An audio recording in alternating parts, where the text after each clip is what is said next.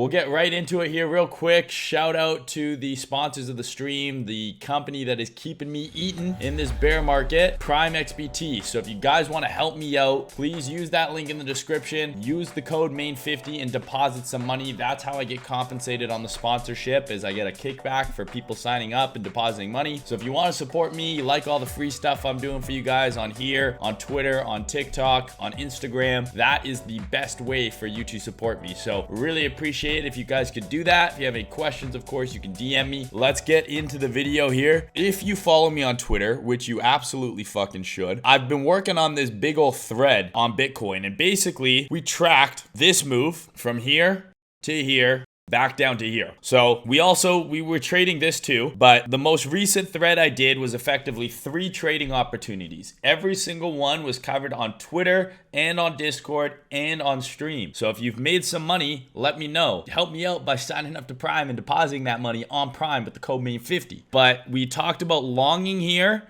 with a target of here, and then when this SFP'd, we talked about a short with a move back down to here. You want to see it in advance? Go back to the start of this thread, go watch the stream on that day and follow along, right? Because I go over exactly why I pick these levels, and I give you the setups to get in the trades yourself. It started all the way back on June 30th here, right? June 30th was the first tweet. Support on SPX, confluent with support on BTC. That was tweet number 1. Second tweet, little bit of a bounce, right? 22K target on Bitcoin. So we gave you the pullback. I said, this is where I want to long. I also explained on stream and in Discord what these little lines were and how we actually could get in the trades. If you remember, the SFP entry, the breaker entry, boom, boom, stop there, target here. It's like a 6-hour trade. Why is this the target? Anyone who shorted this move down most likely had their stop here, right? So there's liquidity there. That becomes the obvious draw. Next tweet, BTC moving up, SPX moving up. Almost identical charts, right? These charts are almost identical. Correlation very strong right now. Boom, we smashed 22K. Why did I close? A lot of people got super bullish here. Go look at what Chimp Zoo was saying here. Go look at what a bunch of those idiots were saying when we broke through here. Oh,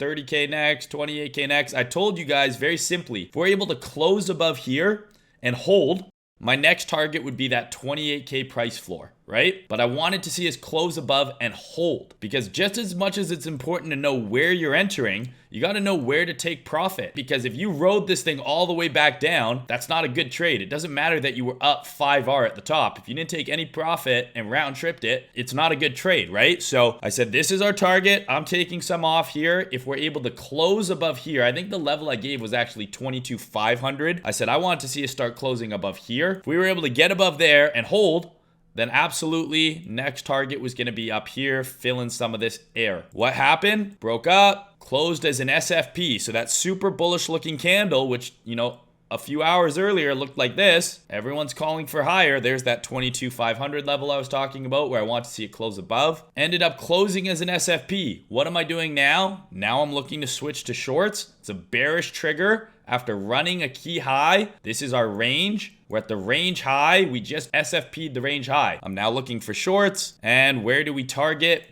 Back into support, back into that new fresh 12-hour order block. All of that was given. That's 2 weeks worth of charts, and that's 3, at least 3. There's obviously more trades. If you were on the low time frame, there was multiple longs, multiple shorts, another long here, but 2 very, very clear trades. The long from here and the short from here. If you nailed both of those trades, which were given, neither of them were stopped out, that's all the trading you would need to do for the entire month of July. Both of those trades were 5R plus. So let's assume that your risk, your R, right, is $1,000.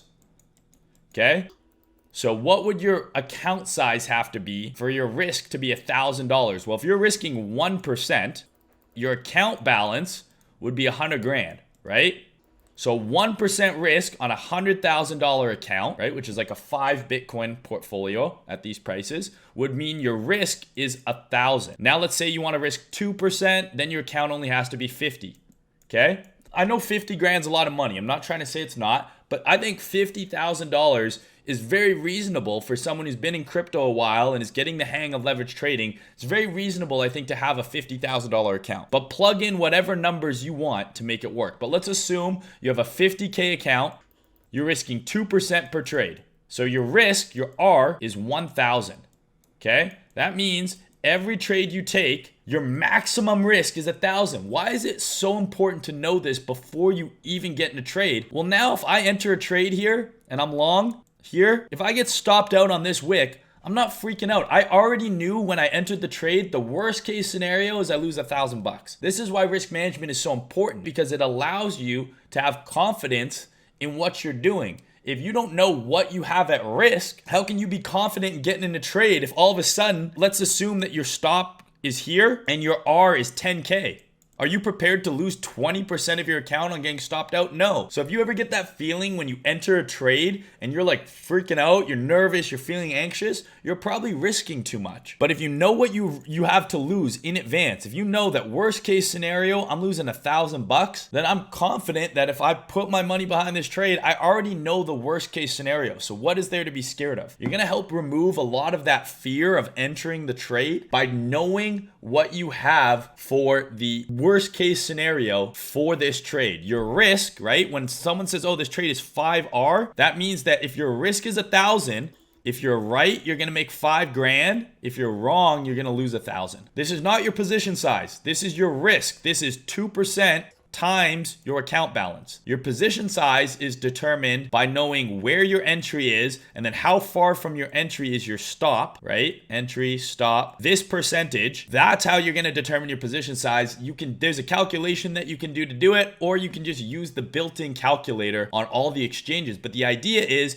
you want to make sure that wherever your position size is, that your risk only comes out to be 1,000 on stop out. So if price goes like this, boom, whatever that stop out is, you want that to be the risk that you predetermined, okay? So I think 50 grand account is not crazy bad, like crazy unreasonable. And I think 2% risk is not crazy unreasonable. Now let's assume that first long that we took, entry was on the order block or the breaker right here, okay? There's your entry, stop below the order block, target was here. That is a 5.3R trade. So on our math here, you take 5.3, you times that by 1,000, you get $5,330 profit. If you were stopped out, if this went down, you would have lost 1,000. So let's assume you got this trade, and then the second trade that we laid out, which was the short here, SFP, okay, you enter on the SFP close, stop at the SFP high, target was this order block right here, so your entry is right here, stop is here, target is this here. This is a 2.68R trade.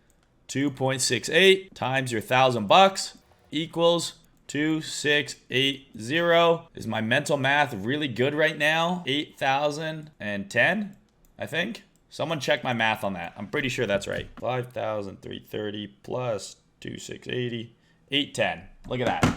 Genius. Fucking genius. Can do basic addition without a calculator. 4 fucking digits. Fuck with me. That's not a bad fucking haul for 2 trades in the last 2 weeks. So both of those trades played out, high probability trades. Why? They ticked off all of the things on our checkbox. First long was at the range low. We had our OTE pullback from here to here. We're at the range low. We have the order block, the SFP. We want to look for a higher low. We have a clear objective. We know where our trade idea is wrong. All those things are ticked off. Boom, boom, boom, boom, boom. High probability trade. Boom, nailed. Second trade, range high, SFP. We have the context, bearish SFP at the range high. Trend is bearish. Clear target. We know our risk. Again, all the things ticked off. Second trade, boom. That's on a 50K account risking 2% in the first 2 weeks of July, just taking 2 trades. You literally had to take 2 trades. You barely even had to look at your screen because I did it for you. I posted every chart. I laid out every setup live. 2 trades, you make 8 grand in 2 weeks. That's not crazy. This is as simple as I can break it down. And what I'm trying to show you is you don't need to take that many fucking trades. I know people who are intraday. They're in there all day. Boom, boom, boom, boom, boom. They're taking multiple trades a day. Go ahead. I've always wanted to scalp It's just not me. But I hit both of these trades and my account balance is bigger than 50 grand. So even on a small account, which I would consider 50K a relatively small account, risking 2%, meaning your risk, your R is 1,000 per trade, you could have made 8 grand in 2 weeks on 2 trades with barely any time on the chart. This is all on the 12-hour chart. I didn't even zoom into the hourly. So what I'm trying to say here is it's possible to take less trades to make good money doing this if you have proper risk management and you're working on finding high probability setups. So let's go into what I think is going to happen now. So we've now got a new order block that we're working with here. We've tagged it here and we've SFP'd this swing low. So what do I think happens? I told you guys on Discord, once we came into this order block, I said I would get out of shorts here because I think this is an area that we could see a bounce. We got that initial bounce and then we had that CPI whipsaw, right? So we had the initial bounce. CPI came out. They announced the inflation is like 9.1%, something fucking absolutely ludicrous. And we saw another swing down here. So basically, if I'm a bull, you really need to see us hold this candle, in my opinion. Like, this is kind of like I don't want to long here because my risk, if you longed here with your stop here, you're safe, right? So you long the order block, your stop is here, your target is back up here, right? A new high. That would be your goal. Another higher low, right? Then we would have 1, 2, 3 higher lows. I do see some people posting this chart, like it's breaking below this trend line, but I think this kind of lines up with what I'm saying. If this is just a deviation below this trend line here and we're able to hold above, 20K, 20,500, I think we'll probably make a new high up to 22.5, right? So if this is just a deviation below the trend line here and we're able to hold up here, I think we probably do see another move to the upside. That being said, I don't have a long setup here. Personally, I would have liked to have longed this, but this is literally my birthday where this happened. But you would have entered at the order block, stop below the low, your target is a new high. A nice 5R trade almost, 4.68 risk, or risk reward to risk. However, where we are right now, since we've put in this kind of wacky candle, your risk has to go below here. So if you're entering along up here, in my opinion, it could come all the way back down here, still go up, right? So my idea for the long initially would be down here. But now that we've had this wick, which is now run this low, right? Run these lows, closed above, bullish swing failure pattern, I would adjust my stop to here. So now my stop would be there. The problem with that is that's a pretty loose stop if you're entering along right now. Let's say you want to long right here, pretty loose, still about a 2R, right? But that's not the tightest fucking entry. So what I would be looking for if I'm a bull is some sort of low time frame, bullish price action, right? So we just made a higher high here. Maybe we come back, run this low here into this order block, something like that. But any sort of long idea that you're trying to get on this pullback, your invalidation is here, in my opinion, for the next leg. So if you didn't long already, the order block test, right, or this sweep, but you're bullish, I think your long ideas are invalid below this low here. And I would target a new high. But personally, I'm not in a trade here. I'm watching this swing. If we pull back maybe to just sub 20K, maybe we SFP this low here, something like this, that might entice me to long with a stop here, target up here. That would be kind of the only long setup that I see right now, but you do have to watch, in my opinion, what happens on the low time frame. Like if this is just a deviation, we're going to want to see us hold above this order block here, right? So it can come down into here, but not for long. It needs to regain this trend line, right? If you're a trend line trader, I want it to be above this trend line ASAP. Then we can talk about a move up here. But if it spends too much time below this trend line, below that previous all-time high level at 19.8, I think we probably make a new low. So the bulls got to step up here and they got to do something pretty quick. It's Wednesday, so I don't know. I'm not in a trade right now, but hopefully my thoughts make sense. I don't have a short setup here either right now. I'm in no trade. I don't see a short setup particularly right here. If we get some sort of move up and then a nice SFP or something more clear. I mean, I guess we're rejecting from this H4 order block right now, right? So you could argue that we're rejecting here, but the thing is we SFP'd these lows here. So I'm not quite sure. This is just kind of a no trade for me based on the time frames that I like to trade. I didn't long here and I didn't short here. So I'm just going to wait. I'm going to stay flat. So Ethereum, very similar to Bitcoin price action wise. We've now had 3 tests of this order block. What I don't like, right, is we've had 2 tests of this order block.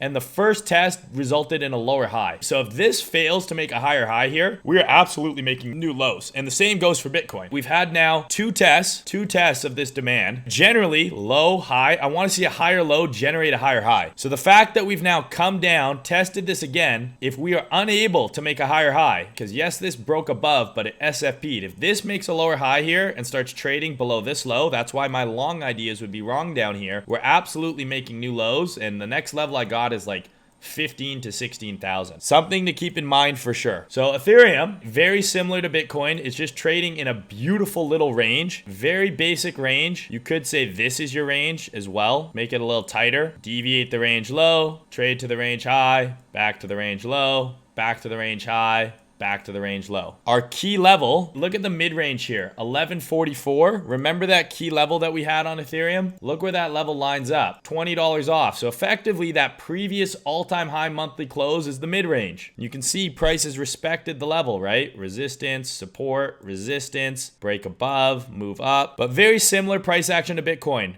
Came down, ran the low, got back above the low. Where'd it go? Back towards the range high, ran these highs here, put in an SFP into a bearish order block, rejected, where'd it go back down? Back to the range lows, another SFP. So these things have been trading pretty lockstep right now. I personally was trading Bitcoin. I wasn't trading Ethereum, but I posted the charts in Discord for Ethereum. They're all the exact same. So now we're looking at Ethereum. We're saying, okay, we have an SFP that just formed here, very similar to Bitcoin. Came in, tested demand, big SFP. Now you want to see Ethereum hold this down candle. Invalidation on Ethereum longs, in my opinion, if you're longing this pullback, would be below this low. And you want to see us make a new high. If this is it, if we just reject here on Bitcoin and Ethereum and we break these lows that we made this morning, Ethereum is going sub $800 and Bitcoin is going sub 19K, sub fucking 17K.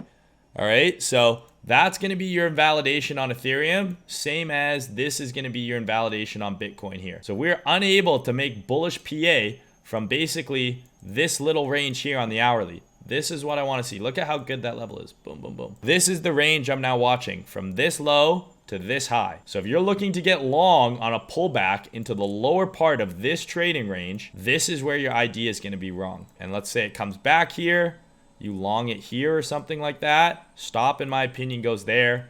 Target 1, then target 2 would be a new high. Effectively, the exact same setup as Bitcoin. The PA on Bitcoin, Ethereum, almost identical right now. Like if I look at this on the, it's almost the exact same. Pull out your fib, take your range tool. Maybe we come back down to 1050 or something like that. I don't know. But personally, the risk reward of longing this down candle, right? That's that 12-hour order block right here. This candle, that's this, right? So the risk reward of longing this, in my opinion, it's just not what I want. Enter right now. My invalidation's way down here. We have to go up to here to make a new high. Not even 2R, right? So not really interested in longing here. If we come down within this 12-hour order block, remember, it's a 12-hour bullish order block potentially, and we do something bullish, SFP, or maybe just an over under, right? Maybe we come down here, break this low, but then trade back above it. Okay, now I can have an invalidation here on this entry. Right now, my invalidation is too far from where we are for me to be interested in longing right here.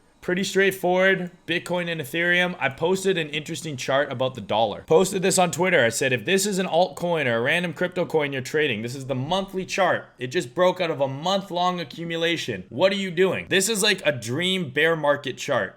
Months and months of accumulation, and then it breaks out. This is like the ideal scenario for the start of a mega move to the upside. If this was a crypto, huge accumulation period, breakout, maybe a retest, and then it probably runs, right? So I said, if this is a crypto, what do you think happens? And everyone's saying, oh yeah, probably goes higher, blah, blah, blah. This is the dollar. So if you see the dollar doing this, do you think that's bullish for crypto? The dollar is the denominator of this fraction. So generally, when the dollar is rallying, Bitcoin is doing the inverse, right? When did the top occur for Bitcoin? April, May, right? Was that first 60K top? That's right here. Look at the dollar since Bitcoin has been dumping. So if we want the bull market's a start. Ideally, I want this to fucking die. What are we seeing here? Generally in a recession, when the markets are risk off, people flee to stability, and it appears based on what the dollar is doing. Look at the euro, right? Euro USD is like at par or below par. It's literally 1-to-1. This is the lowest Euro USD has been in like 20 fucking years. Literally 20 years. That 1-to-1 with the dollar. Why? Well, what is the denominator of this? USD. The USD chart looks like this. So this fraction looks like this. What does this mean? This means the dollar is much stronger than the euro right now. So when we're in a recession, generally people want to flee to stability. Oftentimes in a risk-off environment, the US dollar has been seen as that kind of safe haven, bonds, things like that. But if the euro looks like this,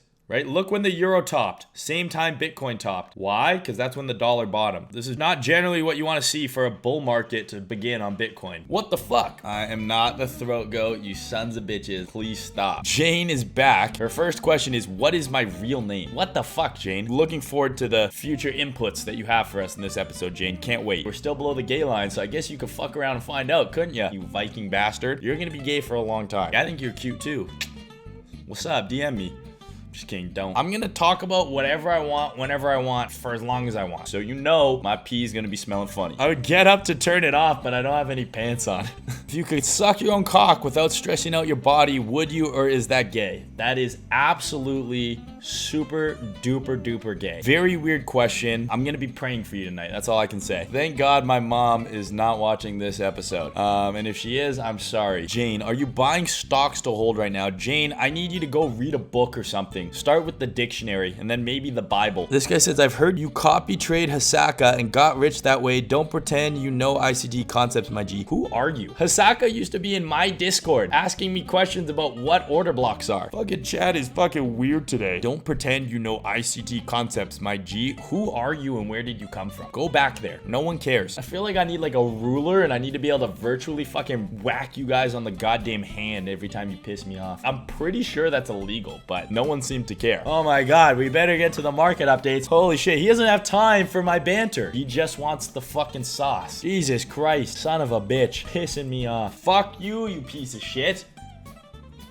Sorry about that, but you should probably go outside more. Oh, I want Discord info too. Jane, if you think you're getting into the Discord, you're fucking delusional. I get enough of you on stream and I only do that once a week. You think I want you to be able to tag me on a daily basis in Discord? You must be fucking nuts. Who is this dude anyways? Is he profitable? Anyone know? Are you fucking talking to me? Who the fuck are you? Anyone know if he's profitable? This guy says he's good. How good? I literally am retired. I'm 32 years old and I make YouTube videos for fun and shit post on Twitter. You decide if I'm good. Oh my God, go fuck yourself. All right, guys, does anyone have any smart fucking questions? Holy fuck, the IQ of the chat today, extremely low. But hopefully this stream was informative, guys. Hopefully you learned something. Jane, go fuck yourself.